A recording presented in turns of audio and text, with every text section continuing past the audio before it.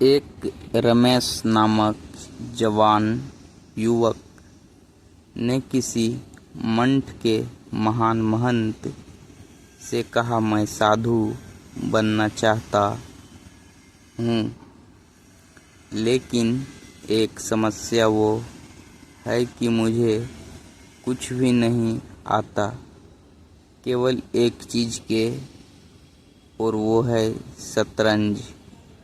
लेकिन शतरंज से मुक्ति तो नहीं मिलती।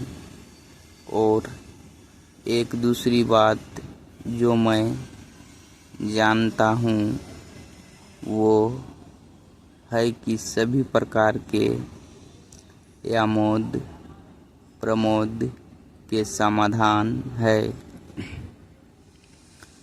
जो वो पाप। इन दोनों बातों के अलावा मुझे कोई अधिक ज्ञान नहीं।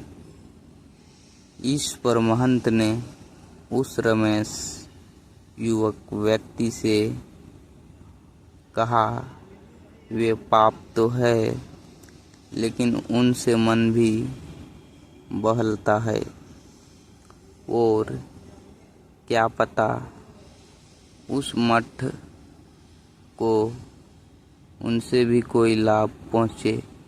महंत ने शतरंज की एक बिसात बिछाई और उस रमेश को शतरंज की एक बाजी खेलने को कहा। सब खेल शुरू होने वाला था। महंत ने रमेश युवक से कहा कि देखो, हम शतरंज की एक बाजी खेलेंगे, और अगर मैं हार गया तो मैं इस मठ को हमेशा के लिए छोड़ दूंगा और तुम मेरा स्थान ले लोगे। फिर रमेश युवक ने देखा महंत वास्तव में गंभीर था, तो युवक के लिए अब वो बाजी जिंदगी और मौत का सवाल बन गई थी, क्योंकि वो मठ में रहना चाहता था। इसीलिए उसे वो था कि मैं हार ना जाऊं। रमेश नामक के युवक के माथे से दबाव साफ जाहिर हो रहा था, और उसके माथे से पसीना भी चू रहा था। वह मौजूद सही लोगों के लिए अब वो शतरंज का बोर्ड पृथ्वी की धूरी की सतह तरह हो गया था। महंत ने खराब शुरुआत की।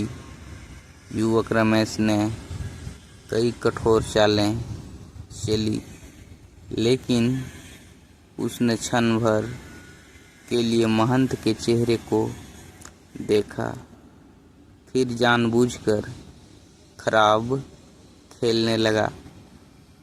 अचानक ही महंत ने बिसात होकर ठोकर मारकर जमीन पर गिरा दी। महंत ने कहा, तुम्हें जितना सिखाया गया था तुम उससे कहीं ज़्यादा जानते हो।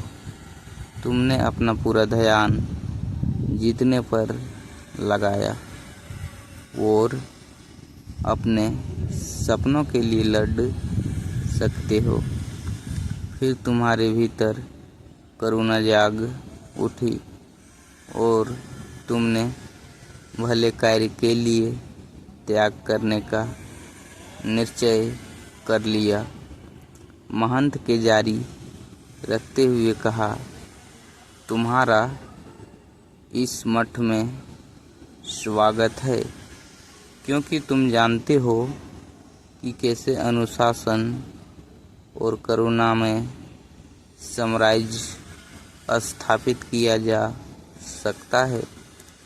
इसीलिए तुम कर सकते हो।